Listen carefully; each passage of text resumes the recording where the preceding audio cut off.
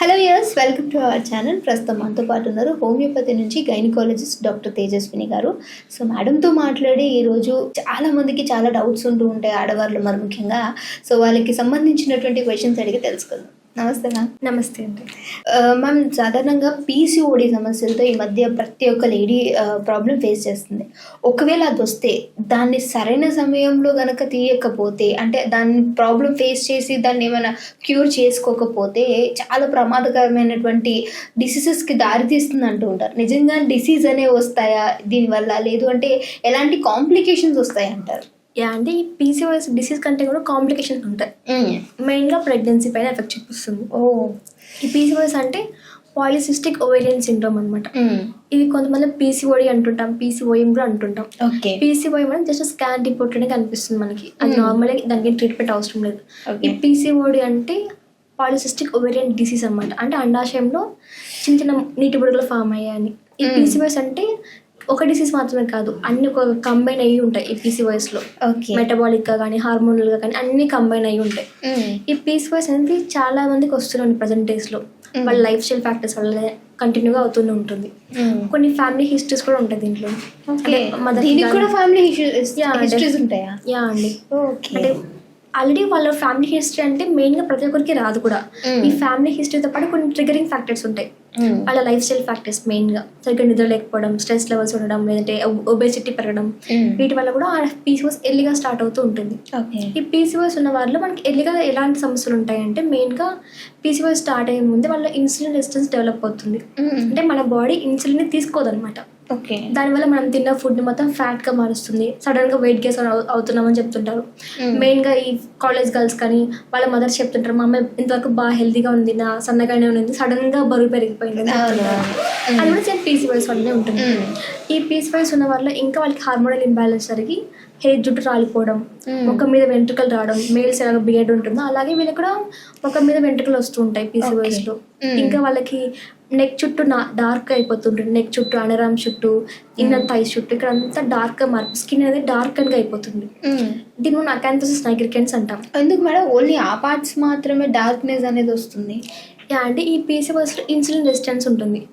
దీంతో పాటు melanin hormone ఎక్కువగా ప్రొడ్యూస్ అవుతుంది.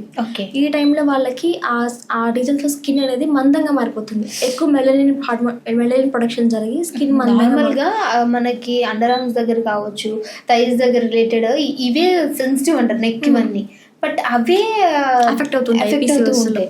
ఇన్సులిన్ రెసిస్టెన్స్ వల్ల ఆ స్కిన్ మొత్తం మందంగా మారి వాళ్ళకి డార్క్ గా అయిపోతుంది. వాళ్ళు ఏం చేస్తారు, స్క్రబ్ క్రీమ్స్ ఇలా యూస్ చేస్తారు, అంటే సోప్స్ ఇలా యూస్ చేస్తారు, బట్ వాళ్ళకి ఏం రిజల్ట్ అనిపించదు. ఎందుకంటే మెయిన్ ప్రాబ్లమ్ చేసి హార్మోనల్ ఇంబ్యాలెన్స్ అని బాడీలోంచి ఉంది కాబట్టి. ఇంకా పీసీఓఎస్ ఉన్న వాళ్ళు పీరియడ్ సైకిల్స్ అంటే ఇర్రెగ్యులర్ గా ఉంటాయి, సరిగ్గా రాకపోవడం, 3 months ఒకసారి, 6 months ఒకసారి. ఇంకా కొంతమందికి అయితే రీసెంట్ ఒక పేషెంట్ వచ్చారు, వాళ్ళు 1 year ఒకసారి పీరియడ్స్ వస్తున్నాయి మాకని చెప్తున్నారు.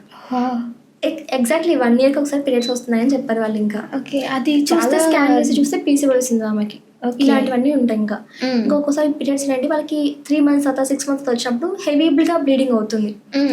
ఎక్కువ ప్యాడ్స్ యూజ్ చేయాల్సి వస్తుంది. అంటే పీరియడ్ టైంలో ఎక్కువ నీరసంగా అనిపించడం, పెయిన్స్ ఏంటి సివియర్ ఫామ్ లో ఉంటాయి.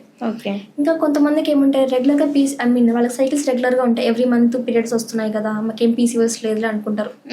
వాళ్ళకి ఇలాంటి వాటికి సిమ్టమ్స్ ఉన్నాయి కదా, వెయిట్ గెయినింగ్ కానీ హార్మోనల్ టాబ్లెట్స్ కానీ యూజ్ చేయడం చేస్తుంటారు, లేదంటే ఈ యాక్నేకి స్క్రబ్స్, సోప్స్ యూజ్ చేస్తుంటారు. ఈ పీసీఓఎస్ అనేది పీరియడ్ సైకిల్స్ రెగ్యులర్ గా ఉన్నా కూడా పీసీఓఎస్ ఉంటుంది. అదేలా మేడం?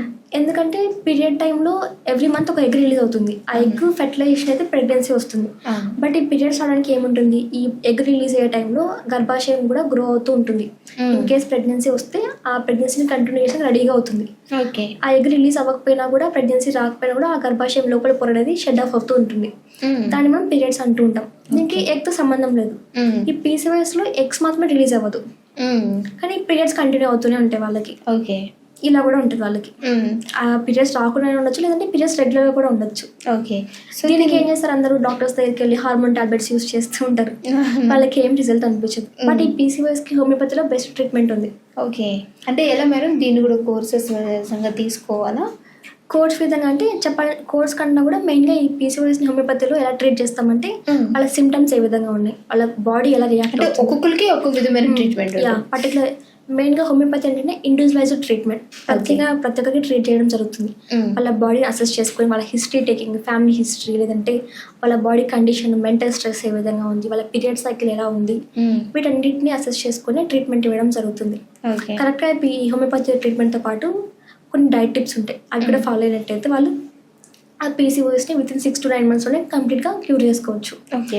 దానివల్ల వాళ్ళ ప్రెగ్నెన్సీ జర్నీ ఈజీగా అవుతుంది, ఫర్దర్ ప్రెగ్నెన్సీస్ అనేటివి. ఓకే.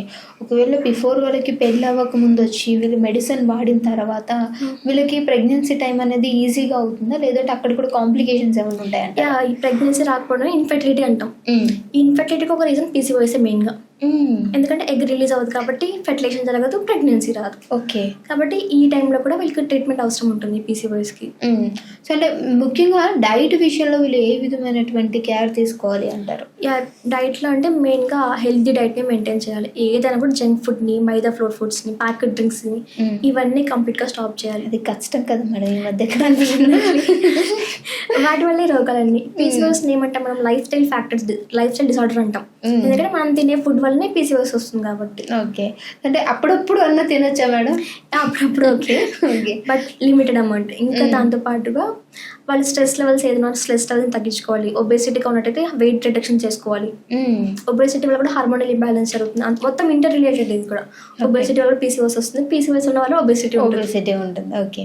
సో అంటే కొంతమందిలో ఒబేస్గా ఉన్న వాళ్ళు హెల్దీగా ఉంటారు, బట్ వీళ్ళకి పీసీఓఎస్ ఉందా లేదా అనేది వీళ్ళు డౌట్లోనే ఉంటారు.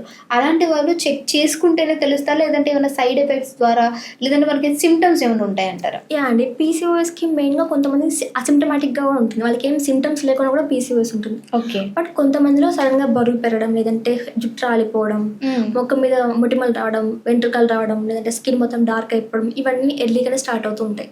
బట్ కొంతమంది ఇవి లేకపోయినా కూడా స్కాన్ రిపోర్ట్ చేసినట్టయితే ఆ స్కాన్లో కూడా పీసీఓఎస్ అని తెలుస్తుంది. ఓకే. అంటే ఇవన్నీ ఉంటాయా, లేదంటే ఏదైనా ఒక్కటున్న పీసీఓఎస్ ఉన్నట్ట? ఒక్కటున్న కూడా పీసీఓఎస్ అవుతుందండి. అన్ని ఇది స్లోగా డెవలప్ అవుతుంది, అందుకనే పీసీఓఎస్ మనం ఎలిగా తెలుసుకోలేకపోతాం. కొంతమంది సడన్ గా ఏమంటారు, యాక్నే రాగానే డెర్మటాలజిస్ట్ కన్సల్ట్ అవుతారు, ఎందుకంటే స్కిన్ ప్రాబ్లం కదా అనుకుని. అందుకే పీసీఓఎస్ తెలుసుకోవడానికి కొంచెం టైం పడుతుంటుంది. ఓకే. బట్ ఇది ఎర్లీగా కనుక క్యాచ్ చేయగలిగితే తొందరగా క్యూర్ అవుతుంది అంటారా? డెఫినెట్లీ అండి. హోమియోపతిలో ఈ పీసీఓఎస్ని కంప్లీట్గా క్యూర్ చేసుకోవచ్చు.